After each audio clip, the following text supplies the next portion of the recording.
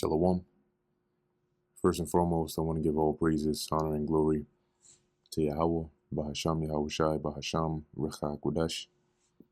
Double honors to the elders and the apostles of Great Millstone, and peace and blessings to the elect. And today we're going to go into the book of Genesis, the 4th chapter, continuing from where we left off in Genesis, the 3rd chapter, as we saw the events that transpired over a period of time with the serpent, which we know wasn't a natural snake, Adam, Eve, and the punishment that came upon them. So this is Genesis chapter 4, verse 1. And Adam knew his wife, and she conceived. And the phrase to know, right, or knew his wife, meaning that he had sex with her, and then, she got pregnant. And then after the course of pregnancy was up, she bare a son. So Eve, the wife of Adam, their firstborn was Cain. All right, which I believe in the Hebrew is Kwayan, meaning I think it's a weapon or dagger. So that was their firstborn son, and said, I have gotten a man from the Lord Yahweh. And she bare again his brother Abel. So afterwards, she got pregnant again, and she had another son called Abel. And Abel was a keeper of sheep, but Cain was a tiller of the ground. So Abel was pretty much a shepherd, and Cain was like a husbandman, right? And let's look up the name Abel here. Habal, which they have here as breath, which I believe otherwise means like, I think it really means like something that's like temporary or transitory. And I guess a breath could like fall under that, right? That's an example of that. Like if it's cold outside and when you see your breath, it's only there for a second and then it disappears. So they had, they had two different paths, right? Abel being the keeper of sheep or a shepherd, and Cain being the tiller of the ground. And in process of time, it came to pass that Cain brought of the fruit of the ground an offering unto the Lord Yahweh. So now, at this point in time, right, we don't know how long it's been, but there came a time for an offering. Now, it doesn't specify here, what kind of offering, this was when you look at it in the sense of the way they were categorized when the Lord had them written down. But at this time, they must have already known or been taught, right, the law on sacrifice and how to properly offer an offering onto the Lord, okay, which is likely taught, also to Adam. So at this point, they come to bring an offering onto the Lord, and Cain brought fruit of the ground, as it says. So he brought some crops to offer onto the Lord. And Abel, he also brought of the firstlings of his flock and of the fat thereof. So Abel pretty much brought the some of the best, right, of his flock. When it talks about the firstlings, like how when you have a harvest, you have the first fruits, which are the first batch. So Abel brought the best of his first batch here to offer unto the Lord. And the Lord Yahweh had respect unto Abel and to his offering. Now, it doesn't specify by what means they were able to tell, but what this means is that the Lord accepted Abel's offering, right? And it was a worthy sacrifice to him. Okay, and so, whether the Lord would he gave some signal somehow, maybe he lit the altar on fire or whatever the case was, the Lord was able to let them know. So they had some way to know that their sacrifice was accepted or pleasing to the Lord or not. So we see here that the Lord respects Abel's offering, but unto Cain and his offering he had not respect. So it wasn't acceptable in the sight of the Lord. And Cain was very wroth, and his countenance fell. So Cain was pretty angry and upset about that. And the Lord said unto Cain, Why art thou wroth? Now, once again, being practical, there are many scriptures where it has this phrase, and the Lord said. And when you look at the different contexts of those scriptures, 9 times out of 10, if not 10, the Lord it wasn't the Most High physically right there with them saying this to them, right? What the scriptures tend to do is they attribute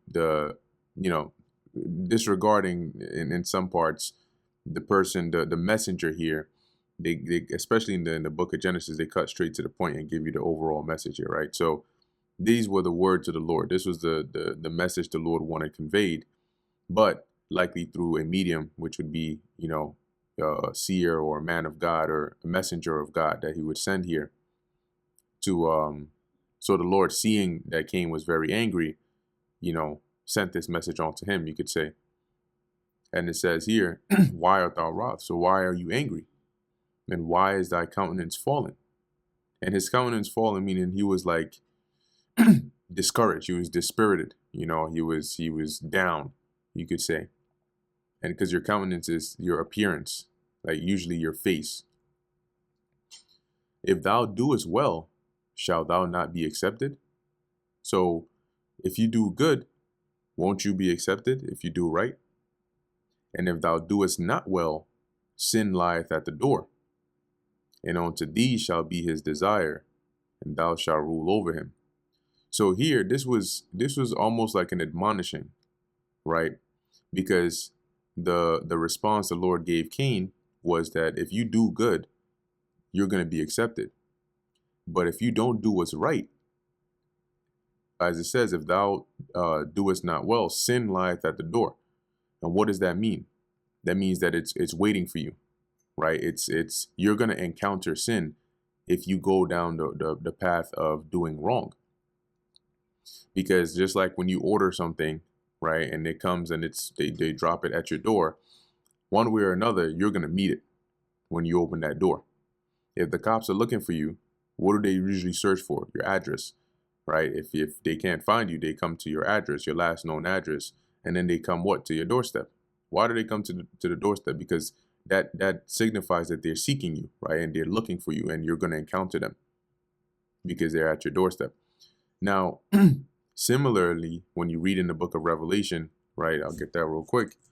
The Lord uses a similar analogy, but on the right-hand side, right? I believe it's Revelation 3:20. Behold, I stand at the door and knock. If any man hear my voice and open the door, I will come in to him and will sup with him and he with me. So what door is that? Is that your apartment in Maryland somewhere? No. That door here in Revelation, that the Lord is knocking at, is the door of your mind. It's metaphorical. It's not literal. Likewise, sin lying at the door is not a literal door, but the door of your mind. Meaning when you start to do wrong, your mind is going to have, sin is going to be at your mind. It's going to be the next step that you're going to encounter. Because when you start deviating from the instructions of the Lord, the next thing you usually fall into, or let me say right behind that, is sin. And that's where temptation comes in. So here, what Cain was being told is, if you do right, you're going to be good. But if you do wrong and you don't do the right thing, you're going to end up with sin. You're going to end up sinning. You're going to end up going in that route or that direction. And unto thee shall be his desire. This is referring to sin.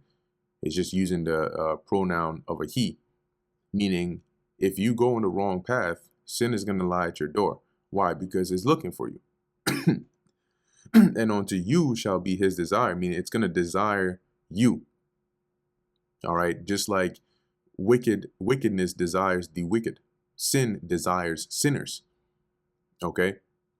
So if you go in the wrong path, sin is going to desire you. It's going to come towards you. That's where your temptation comes in, because it wants to make you a sinner. Okay. It wants to consume you. It wants to control you. And thou shalt rule over him. Now, this in the Old English can introduce some confusion. This isn't necessarily like written in a prophetic sense, right? It's not written to say that, and you will rule over sin. But what it's saying here is more like sin is going to desire you, but you have to rule over it, meaning you have to overcome it. Okay, that's what you ought to do. That's basically what Cain was being told here. So when you read this, that's why when you look at this in many of the other translations, they give that same sentiment, right? In the NKJV, and its desire is for you, but you should rule over it. NLT, sin is crouching at the door, eager to control you, but you must subdue it and be its master. So you don't let it take over you, right? It desires to have you, but you must rule over it. Its desire is for you, and you must rule over it. Okay, so that was the admonishment there, right? That you're angry, but your sacrifice wasn't accepted. If you had done right and offered something like what your brother offered, then you would have been good. Wouldn't you have been accepted? But if you don't, and you go in the wrong way, just beware that you're going to meet sin. Okay, it's going to come onto you, and it's going to desire to make you a sinner. It's going to desire to consume you in that path. But you're not supposed to give in to that. Now, did Cain follow this? Of course not. Okay, and we'll see exactly why as we continue on in the next verses. Because also keeping in mind, if you rule over something, you have control or dominion over it. Now, yes, Cain's descendants, right, through the reincarnation as the Edomites, have the power to, entice you to sin, but they themselves are sinners. Okay, they don't have control over sin. They themselves are also subjects, okay, of sin. So going into verse 8, after Cain was admonished, it says here, and Cain talked with Abel, his brother. So these are, time has passed, right? They went to offer their offerings, and likely this could have been the first offering too, because if you think about it, unless Cain had been offering lambs, right, like Abel in all the previous offerings, and this time he just decided to switch it up. All right, but if not, then if the Lord, if all Cain offered were the crops, why would the Lord accept it in previous times and then all of a sudden not have respect onto it this time? Unless this might have been their first, offering, or unless this might have been the first time Cain offered this. Either way it went, Cain was upset, and that that spirit of evil, that spirit entered into him. So after he's admonished, he basically, it goes over his head. It goes in one ear, it comes out the other. And in process of time, while still harboring this anger and this hate, because what he ended up doing was he directed it towards towards Abel, turning it into envy, right? Being rejected of the Lord, he looked at, well, why was I rejected, but he was accepted? Why was his sacrifice accepted of the Lord? Why did the Lord have respect onto that? And well, if the Lord is not going to respect my sacrifice, then forget him. Why should I serve him? Why should I, And then he starts to, it's kind of like, what does he have that I don't have? Then, those thoughts. And that's where sin was lying at his door knocking. And he opened the door onto sin as sin had desire for him. And instead of him overcoming it, it overcame him, as we're about to read. Verse 8, and Cain talked with Abel, his brother, and it came to pass when they were in the field. So now you see there's a colon over here, meaning that this, whatever comes after, is connected to the first part before it. Now, the scriptures wouldn't just mention that Cain spoke with his brother if there was no significance behind it, because I'm pretty sure they spoke on many occasions. More than likely what was happening here is the talking that Cain talked with his brother was to convince or to sway him to go with him to the field. Okay, whether it was, just to talk, let me just talk to you, or I want to show you something, or whatever the case is, he basically was trying to get Abel in an area where he could carry out his plan. That's why after he was, able to successfully talk his brother into going with him, it came to pass that when they were in the field, when they finally got there, now keep in mind, Cain had plotted this. So, and that's why it was murder. But he wasn't going to do this in an area where everybody can see. That's why he had to talk his brother into going into some part of the field where it would likely be just them. And once they got there, as it says, that Cain rose up against Abel, his brother, and slew him. So he ended up murdering his brother. Whether he hit him in the back of the head with a rock, or he just strangled him, or whatever it was, he ended up slaying his brother. More than likely, he probably hit him with something or something like that. But he basically commits murder. It doesn't specify if he buried him or he just ran away or whatever it is, but he does this and then calls it a day. The Lord sees it and then sends on to him with the message and says, as it says, verse 9, and the Lord said unto Cain, where is Abel thy brother? And he said, I know not. Am I my brother's keeper? So I don't know. He's his own man. You know, he's a shepherd. He does his own thing, right? He's been doing his own thing for, God knows how long. Why are you asking me? Am I supposed to be his guardian? Am I his bodyguard? And he said that out of guilt because he knew what he had done. And he said, and this was the reply of the Lord, what hast thou done? The voice of thy brother's blood crieth unto me from the ground. And that's because the scriptures tell you that, and this is the reason as well why we're not supposed to eat blood, because the scriptures tell you that the life is in the blood. So the blood carries the life, the spirit in it. And that's why when Cain slew Abel, basically when Abel's spirit got to the spirit world, he cried unto the Lord. Basically like, hey, this is what my brother has done. And I did nothing to him. So Cain is confronted about this. And this is the judgment the Lord pronounced against him. And now art thou cursed from the earth, which hath opened her mouth to receive thy brother's blood from thine hand. Meaning that the very earth that you spilled your brother's blood upon, you're now cursed from it. And then the Lord proceeds to go into the curse here. So now we're seeing, right, as we read, I think it's Genesis 3, the serpent was cursed. And then, some time later, you had Adam and Eve, and they had their sons. And now, of one of their sons, Cain, the Lord curses him as well. When thou tillest the ground, because remember, Cain was a tiller of the ground. So when thou tillest the ground, it shall not henceforth yield unto thee her strength. So when you go to farm, plant and harvest, you're not going to get, it's going to be terrible. You're not going to get the rich crops like you used to. It doesn't matter how well you plant or water or, prepare the planting and all that. It doesn't matter how well you do it. And so as it says, it shall not yield unto thee her strength. The strength would be, like if you plant something and it comes out really rich and good and, it's a real good harvest, you're not going to get that. A fugitive and a vagabond shalt thou be in the earth.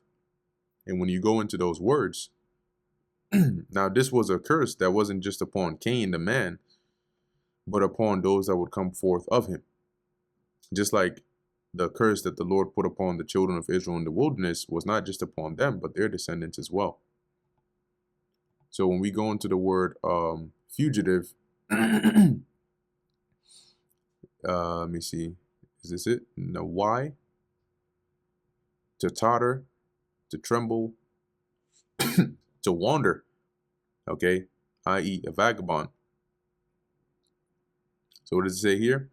Literally and figuratively, to go up and down, to be gone away, to be a vagabond. So he would basically be, it's like, let me see what Google has to say about a fugitive definition. It says a person who has escaped from a place or is in hiding, especially to avoid arrest or persecution. So you can see why he would become a fugitive because he had now committed a crime. He had committed murder. Therefore, from that point on, he was going to be a fugitive.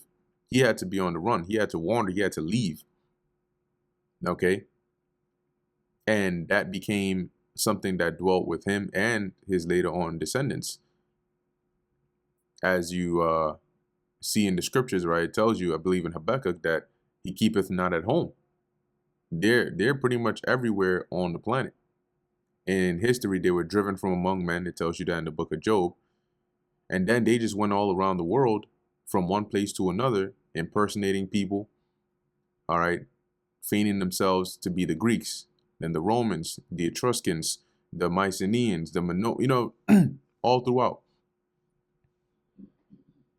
Because that was a part of the lot that they had to play, the curse that was upon them. And for the word vagabond, nawad, it says here, oh, it looks like it's very similar definition here. To cause to wander aimlessly, to show grief, to lament, to show sympathy. So this is basically somebody who is living such a life that it's like it invokes this feeling within others to see. Like, damn, I would not want to be in this guy's shoes. I would not want to be that kind of person, right? To wander, to flee, to constantly always have to be on the run. And let's look up vagabond definition here. All right, a person who wanders from place to place without a home or job.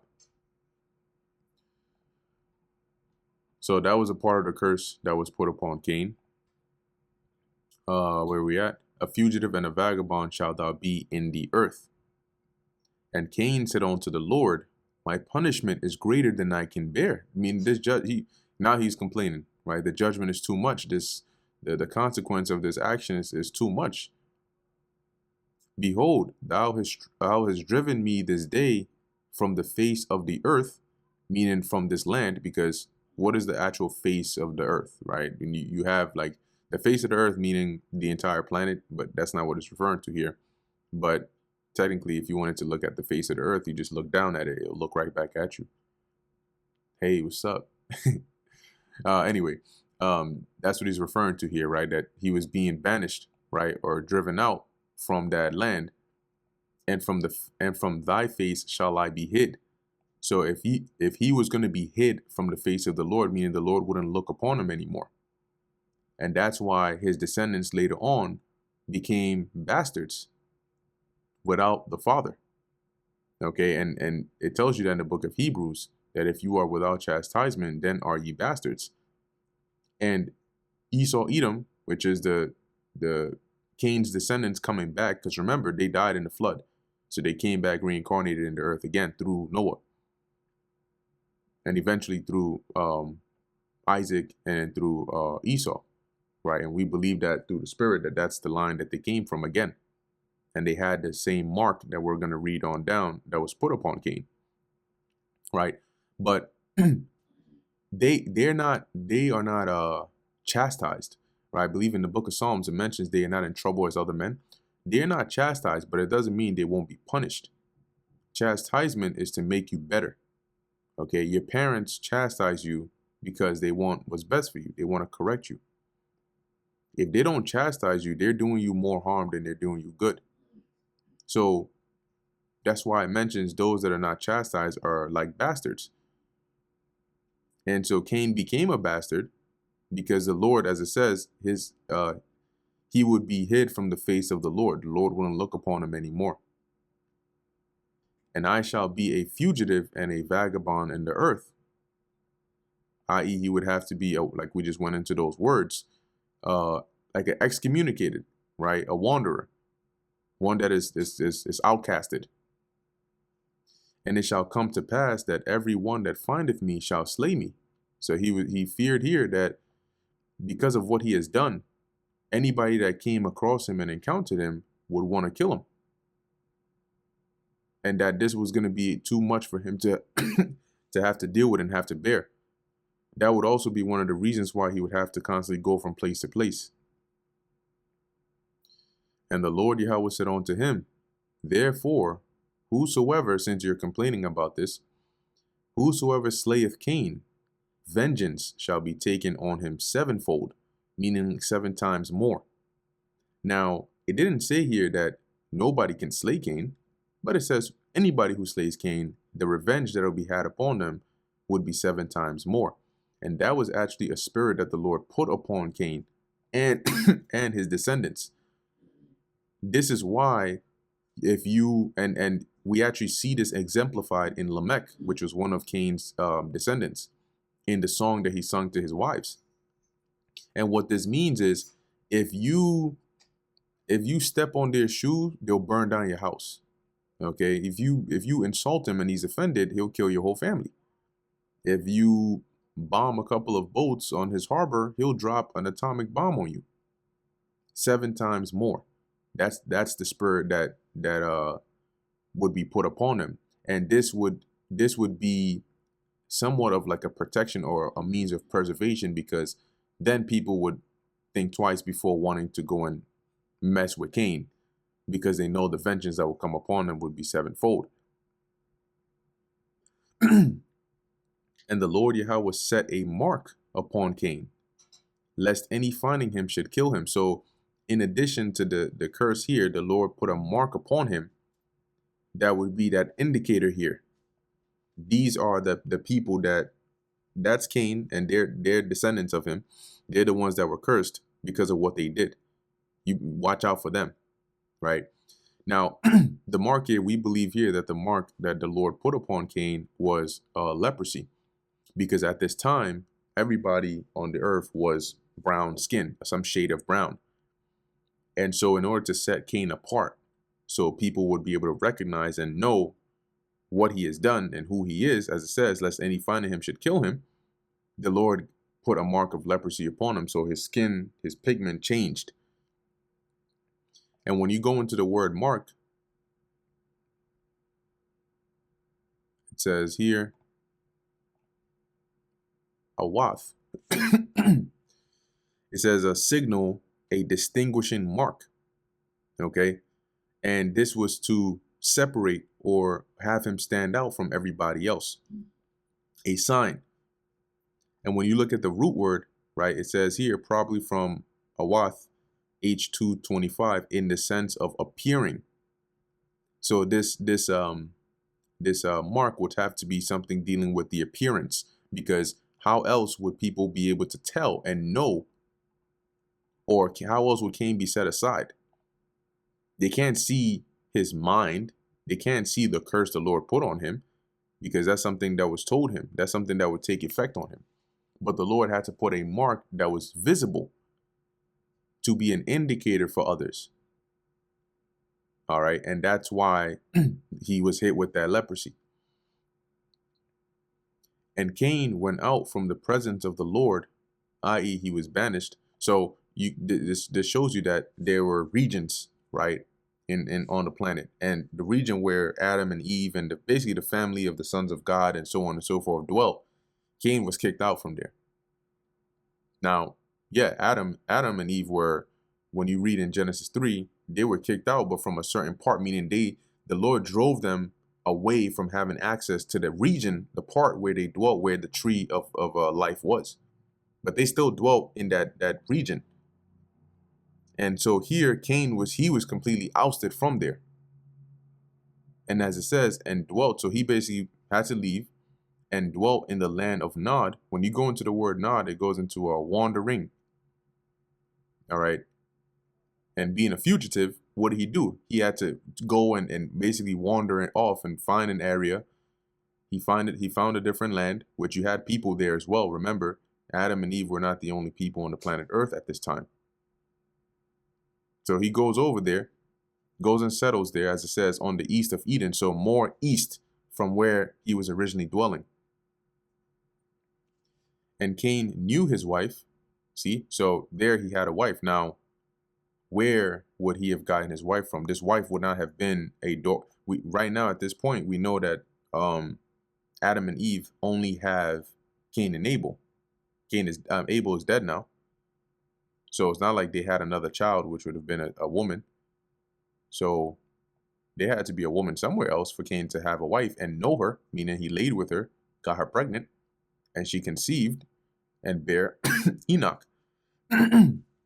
So he goes over to the east, to that area in the land of Nod, and he gets a wife, eventually in process of time, and he has children.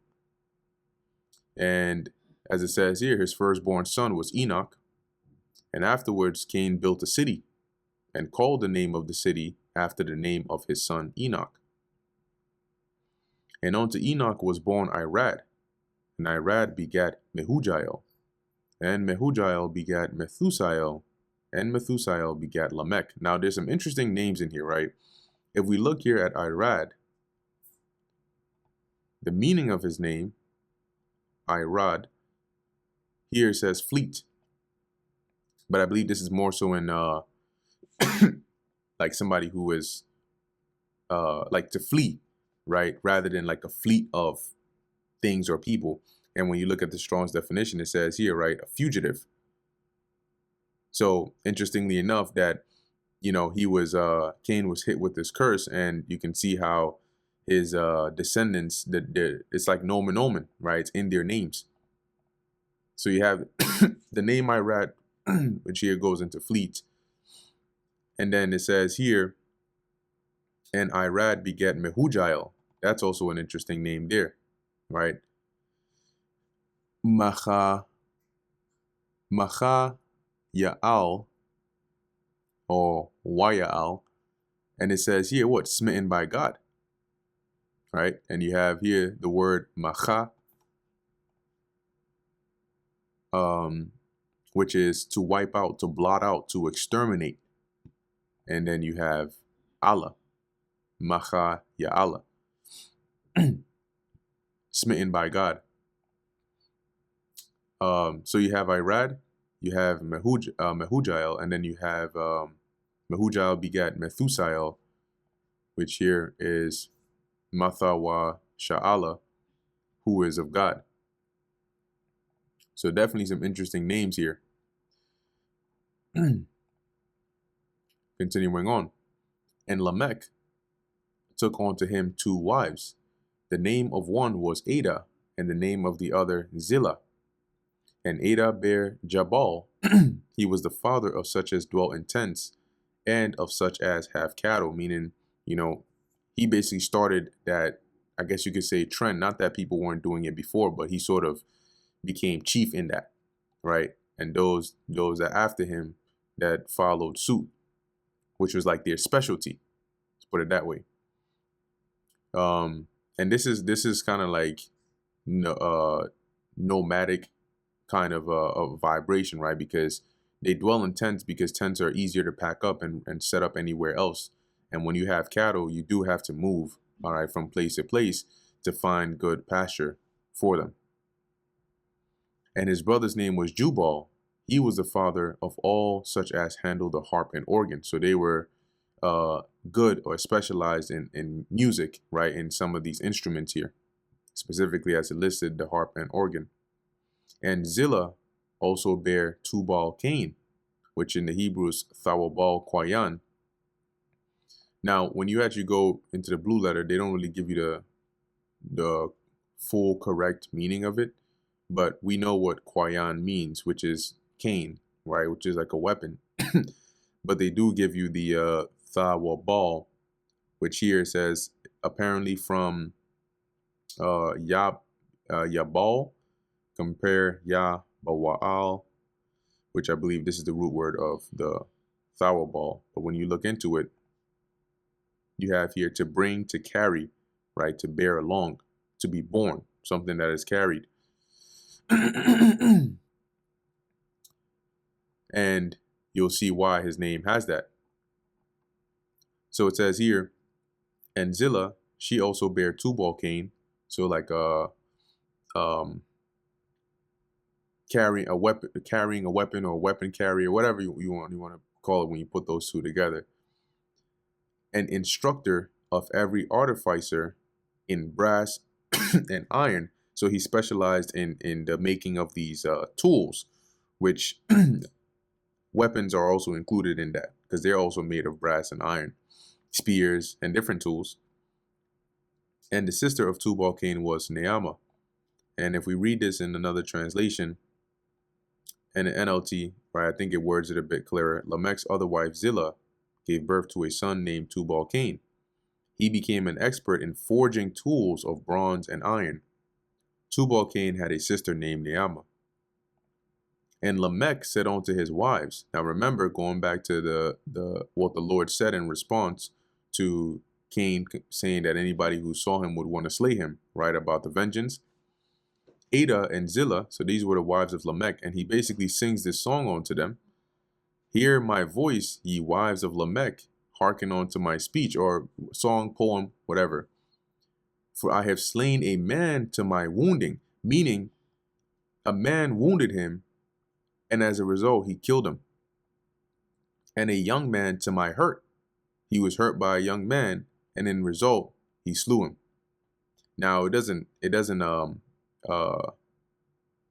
go into exact details of what kind of wound it was, but based on the next verse, you can see that this was his mindset, which was that he might not necessarily have had to slay them, but he did anyway, because he was of the line of Cain.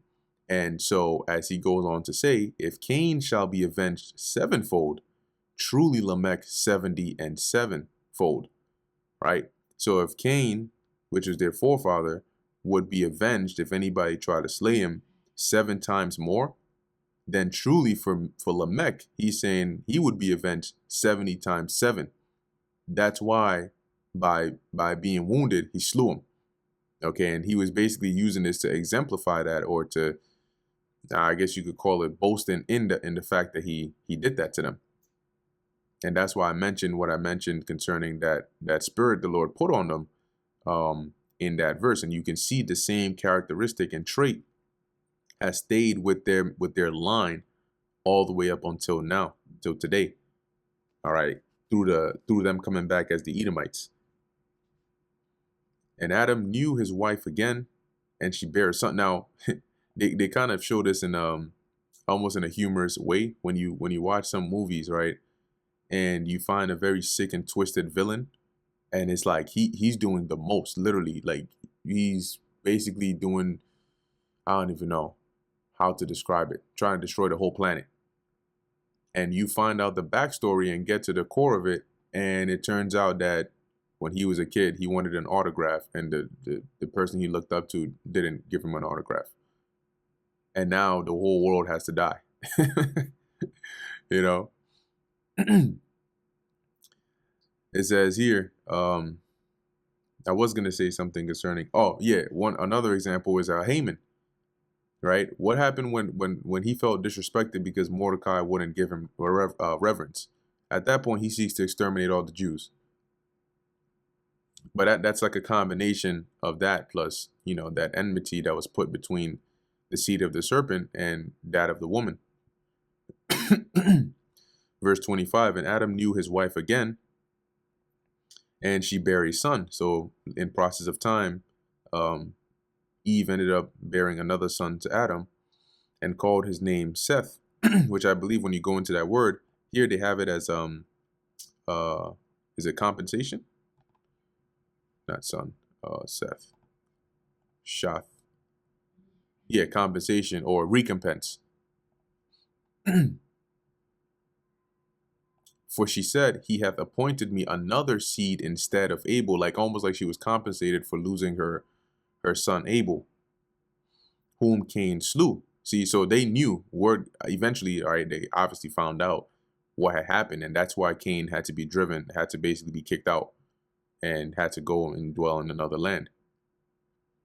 And to Seth, to him also there was born a son, and he called his name Enos.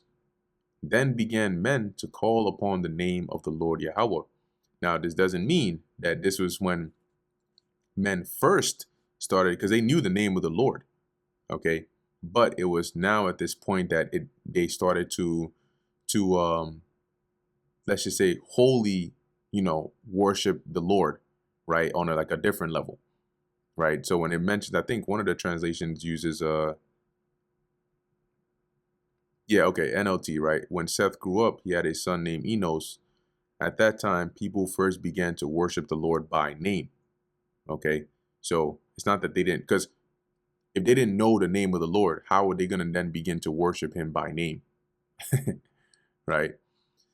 But they started to become, more and more acquainted with the Lord, because this was now the establishing of the line of the sons of God.